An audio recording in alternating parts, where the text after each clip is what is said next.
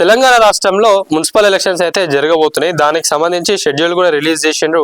ఎప్పుడెప్పుడు నామినేషన్ చేసుకోవాలా, విత్డ్రాల్ చేసుకోవాలా ఏందనేది కూడా ప్రతి ఒక్కరు కూడా తెలిసింది.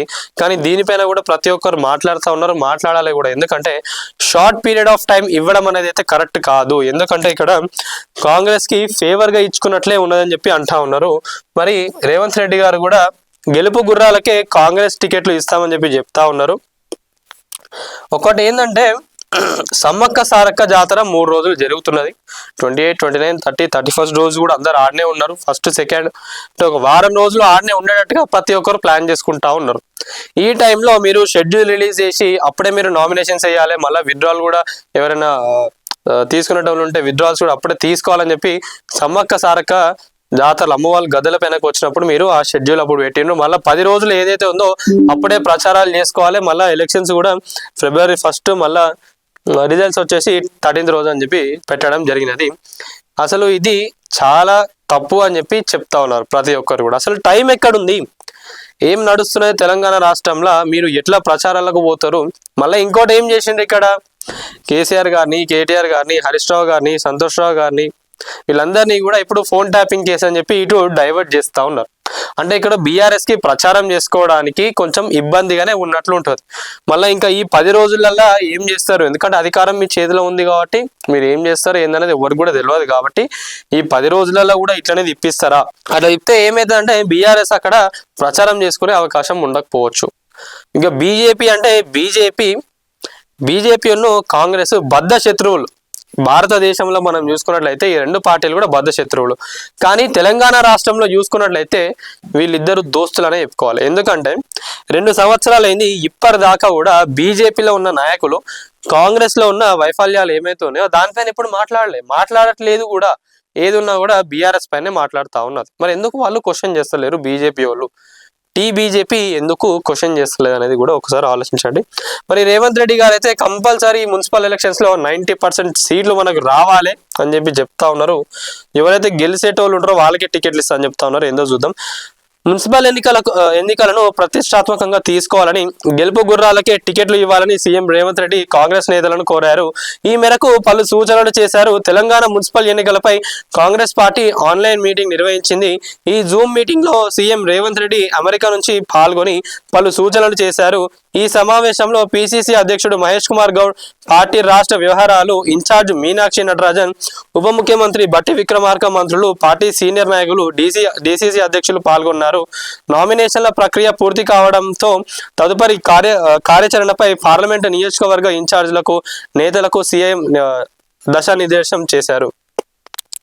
ఇంకొకటి కూడా ఇక్కడ ఆలోచించుకోవాలి. ఏంటంటే రేవంత్ రెడ్డి గారు ఒకటే చెప్తా ఉన్నారు, తెలంగాణను మొత్తం అప్పులపాలు చేసిండ్రు, అందుకే మేము మా 6 గ్యారంటీలు ఏవైతే ఉన్నాయో దాన్ని 100%గా ఇంప్లిమెంట్ చేయలేకపోతున్నాం అని చెప్తా ఉన్నారు కదా. మరి మీరు మున్సిపల్ ఎలక్షన్స్ లో ఏం ముందుకు పెట్టి తీసుకోబోతారు? మీరు ఏరియాస్ ని డెవలప్ చేస్తారని చెప్తారా? ఎట్లా చేస్తారు? ఫండ్స్ లేనప్పుడు మీరు ఏడికెళ్ళి చేస్తారు? గెలుపు గుర్రాలకి అంటే ఎవరైతే పైసలు పెట్టుకొని ఉంటారో, పైసలు పెట్టుకొని గెలిచేటోళ్ళు ఎవరైతే ఉంటారో వాళ్ళకి మేము సీట్లు ఇస్తామంటే పైసలు పెట్టుకుంటారు కాబట్టి ఆబ్వియస్లీ గెలుస్తారు. వాడు ఏమైనా చెప్పుకొని అది చేపిస్తాం ఇది చేపిస్తామని జనాలు నమ్ముతారు కదా. పైసలు పెడితే ఈజీగా గెలిచేస్తాడు, అందుకే వాళ్ళకే టికెట్లు ఇస్తామని చెప్తా ఉన్నారా రేవంత్ రెడ్డి గారు? మరి ఎవరైతే డెవలప్ చేస్తారో వాళ్ళకి ఇస్తారా? వరంగల్ ఇంత దరిద్రంగా తయారైంది తెలుసా? సొంత మేయర్ నియోజకవర్గంలోనే దరిద్రమైన రోడ్లు, ఒక శానిటేషన్ ప్రాపర్గా ఉండదు, ఎంత దరిద్రంగా తయారైందంటే అట్లున్నది. మరి ఏడబోతున్నాయి నిధులన్నీ కూడా ఏడబోతున్నాయి. అభ్యర్థుల ఎంపికలలో నిర్లక్ష్యం వద్దు. భాజపా బీఆర్ఎస్ అభ్యర్థులకు ధీటుగా కాంగ్రెస్ అభ్యర్థులు ఉండాలి. ప్రతి డివిజన్, ప్రతి వార్డు గెలుపు మనకు ముఖ్యమే. రెబెల్స్ విషయంలో మాట్లాడి సంయమనం చేసుకోవాలి. పార్టీ బలహీనంగా ఉన్న మున్సిపాలిటీలపై ప్రత్యేక దృష్టి పెట్టాలి. నియోజకవర్గ ఇన్ఛార్జీలు, మంత్రుల మధ్య అంతరం లేకుండా చూడాలి అని పార్టీ శ్రేణులకు సీఎం రేవంత్ రెడ్డి సూచనలు చేశారు. మీరు ఏది పెట్టుకున్నా కూడా జనాలందరూ అయితే ఒకటే అడగండి, మీ దగ్గర ఫండ్స్ లేవంటున్నారు కదా, మీరు ఏం చెప్పి ఓట్లు అడగడానికి వచ్చిండ్రు? ఇన్ కేస్ మేము మీ ఏరియాని మంచిగా డెవలప్ చేస్తాము, రోడ్లు వేస్తాము, ఎన్ని సంవత్సరాల నుంచి లేని రోడ్లు ఇప్పుడు వీళ్ళు వేపిస్తా అన్నా కూడా నమ్మద్దు. ఎందుకంటే రేవంత్ రెడ్డి గారే చెప్తా ఉన్నారు, ఫండ్స్ లేవు, మొత్తం అప్పులపాలు చేసింది కాబట్టి మీరు ఏడికెళ్ళి ఇస్తారనేది ఫస్ట్ అడగండి. అంటే కాంగ్రెస్ అనే కాదు, బీఆర్ఎస్ని అదే అడగండి, బీజేపీని అడగండి, కాంగ్రెస్ని కూడా అదే అడగండి. కానీ బీఆర్ఎస్ వాళ్ళకి ఇక్కడ ఏమైందంటే వాళ్ళ అధికారంలో లేము కాబట్టి మళ్ళీ వచ్చే ఎన్నికల్లో మేమే గెలుస్తాము, వచ్చినాక 100% చేపిస్తామని చెప్పి వాళ్ళు చెప్తారు. కానీ ఈ 2-3 సంవత్సరాలు ఏదైతే ఉందో అప్పుడైతే ఫండ్స్ అయితే రావు, ఎందుకంటే అది వాళ్ళు చెప్పుకుంటున్న వాళ్ళే. తెలంగాణలో 7 మున్సిపల్ కార్పొరేషన్లు 116 మున్సిపాలిటీలకు ఎన్నికలు జరగనున్నాయి. అయితే ఈ ఎన్నికల్లో జిహెచ్ఎంసీకి మినహాయించారు. మొత్తం 2996 వార్డులకు పోటీ జరగనుంది. ఈ నెల 28 నుంచి ప్రారంభమైన నామినేషన్ల ప్రక్రియ శుక్రవారంతో ముగిసింది. శనివారం నాడు నామినేషన్ల పరిశీలన జరగనుంది. ఫిబ్రవరి 3న నామినేషన్లు ఉపసంహరణకు చివరి తేదీ. ఫిబ్రవరి 11న పోలింగ్ జరగనుంది. ఆ రోజు ఉదయం 7 గంటల నుంచి సాయంత్రం 5 గంటల వరకు పోలింగ్ నిర్వహిస్తారు. ఫిబ్రవరి 13న ఫలితాలు వెలువడనున్నాయి. ప్రస్తుతం అమెరికా పర్యటనలో ఉన్న సీఎం రేవంత్ రెడ్డి ఫిబ్రవరి 1న హైదరాబాద్ కు రానున్నారు. ఆయన వచ్చాక పార్టీ నేతలతో కీలక సమావేశం నిర్వహించి మున్సిపల్ ఎన్నికలకు ప్రస్తుత రాజకీయ పరిణామాలపై చర్చించనున్నట్లు సమాచారం. ఆపై ఫిబ్రవరి 3 నుంచి విస్తృతంగా ఎన్నికల ప్రచారం నిర్వహిస్తున్న సీఎం పలు జిల్లాల్లో నిర్వహించే ప్రచారం సభల్లో పాల్గొంటున్నట్లు కాంగ్రెస్ వర్గాలు చెప్తున్నాయి. ఇది మున్సిపల్ ఎలక్షన్స్ కి సంబంధించి నా ముచ్చట అయితే ఇది ఉన్నది. ఈ ఎలక్షన్స్ లో జనాలందరూ కూడా ఏ పార్టీకి ఎక్కువగా మొగ్గు చూపుతున్నారు, ఇంట్రెస్ట్ చూపుతున్నారు ఏంటనేది తెలిస్తే, ఏ పార్టీ ఎక్కువ మెజారిటీ సీట్స్ గెలుస్తారనేది చూస్తే దాన్ని బట్టి మనం ఓపెన్ గా చెప్పేయచ్చు.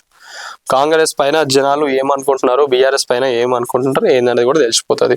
మరి జనాలందరూ కూడా కాంగ్రెస్ కి ఇక్కడ బుద్ధి చెప్తారా, మరి బీఆర్ఎస్ కి ఇంకా అనుసరిస్తున్నారా లేదా, మరి బీఆర్ఎస్ ని గెలిపిస్తారా, ఇక్కడ కాంగ్రెస్ ని గెలిపిస్తారా ఏందనేది కూడా చూడాలి. ఇక బీజేపీ గురించి మనం ఎంత తక్కువ మాట్లాడుకుంటే అంత మంచిది.